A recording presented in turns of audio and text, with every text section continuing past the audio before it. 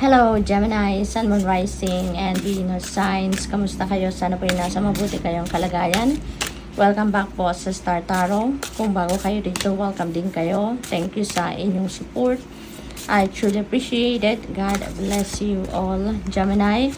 Paunang mensahe po ninyo ay learning new skills. Ayan, education is the most powerful personal resource you can use to change your life and the world. So, napakaganda kasi meron kayong pagkakataon sa ngayon, Gemini, to learn new skills, to enhance your skills, yung gano'n. Education is your, siguro ngayon, focus, no? Yung educate yourself more. Siguro meron mga talents, skills, and gifts kayo na gusto ninyong i-enhance sa ngayon, or maybe you are taking new courses, no? Maaring you're curious about something new, no? Na skill, or maybe learnings na gusto ninyo din na i-apply sa sarili ninyo, yung ganon. So, study, no? Maaring mag-i-study kayo ngayon, Gemini. Some of you may be going back to school, maaring ganon, or doing your own research. Retreat, yan, ang iba din sa inyo dito, Gemini, you are embarking on a retreat.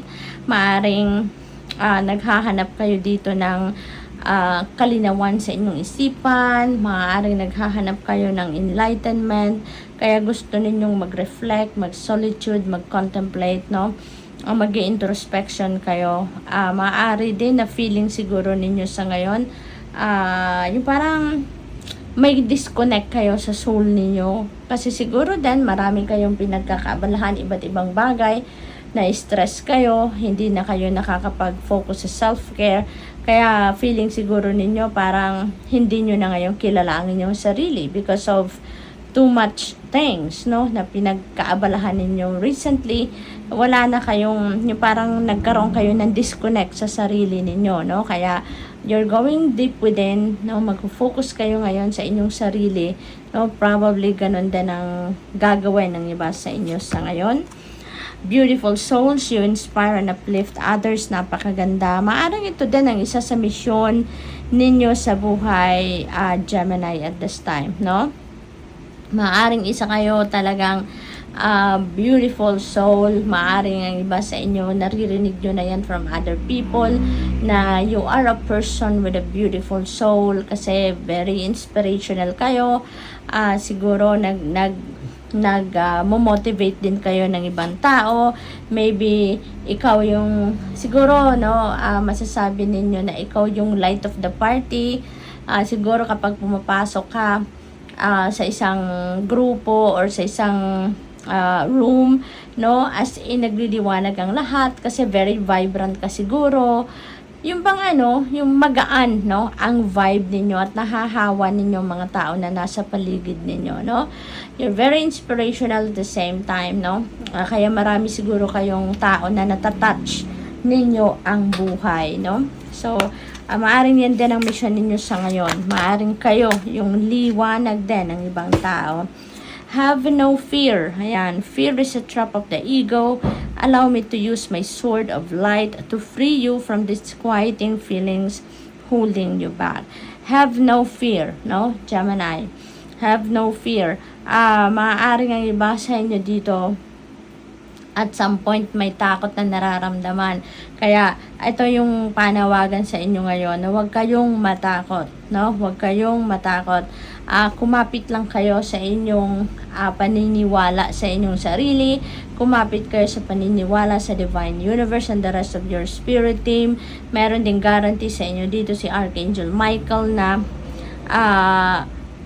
tutulungan kanya, no? Allow Archangel Michael to use his sword of light, no, para itanggalin kayo or putulan ang connection sa inyo ng kung ano man yung nag-hold back sa inyo, no, kung ano man ang nagpe-prevent sa inyo from moving forward sa buhay. Okay?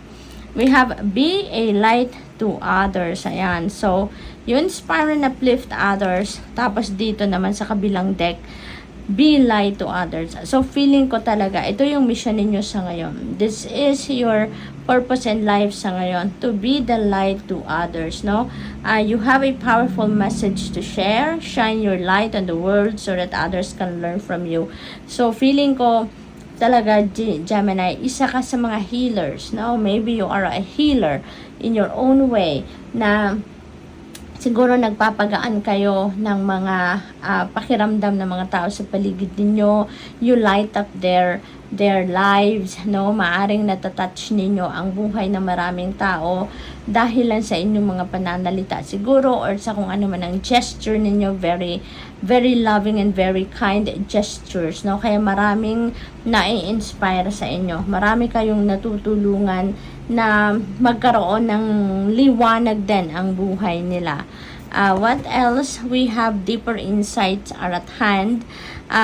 Your overall plan is good, but the details need work. Reflect before moving forward. Ayan. So, 'di ba, meron tayong retreat energy dito. So, definitely, may purpose, no? Kung bakit kayo embarking on a retreat dito. Kasi meron kayong mga plano sa buhay na kailangan pa ninyo dito ng gabay.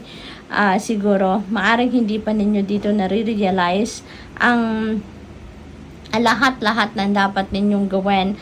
How are you going to approach this journey? Yung ganon. So, maring may kulang pa, kaya iniimbitahan kayo dito na magmuni-muni kayo, no?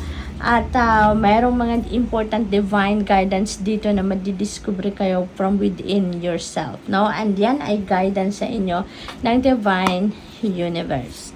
So, tingnan natin kung ano pa ang ganap dito for Gemini. We have the star. You're going to be led towards the right path dito. Kasi magliliwanag ang iyong daanan. Kung saan man kayo dapat pumunta, Gemini, no? The star is going to illuminate your path para makita ninyong maigi kung ano ang, or kung saan kayo dapat tumungo, no? Kung saan man kayo dapat mapunta, iniilawan na ng universe, no? Through the star energy, yung daan patungo dyan. So, there are going to be a lot of changes dito na maaring mangyari sa buhay ninyo. There will be optimism, new hope, new beginnings that are coming your way dito, Gemini. Meron din kayong wish dito that is coming to fruition, ano? Kasi sa star energy is a wish fulfillment energy. Kaya meron ditong magka-come true, no, na wish ninyo. We have the lovers. Ayan. So, ang iba sa inyo dito, maybe magkakaroon na ng leveling up of your commitment with your person. Maaaring meron ditong pag-uusap about pagpapakasal, pag-aasawa, pag-aanak, pag-settle down na, no, pagsasama na, yung mga ganon. What else? We have the moon energy. Ayan. So, angel of dreams as well dito. You know what? Divinely guided kayo, Gemini. Walang duda. Marami kayong mga divine guidance dito na marireceive downloads to help you, no, para magabayan kayo kung paano ninyo ina-navigate ang inyong mga current circumstances at this time. Hindi lang sa mga intuitive messages, yan, ipapadala sa inyo na gabay, but also through your dreams, no? May mga panaginip kayo dito na mapapanaginipan ninyo, but that is guidance from the divine, no? Reminders sa inyo, or maybe enlightenment, no, na kailangan ninyo para ma-carry out ninyo kung ano yung inyong mission sa ngayon, kung ano yung purpose in life ninyo, yung ganon. So, good luck, and that's all I have for you for the week. Thank you for watching. Love and light. Namaste.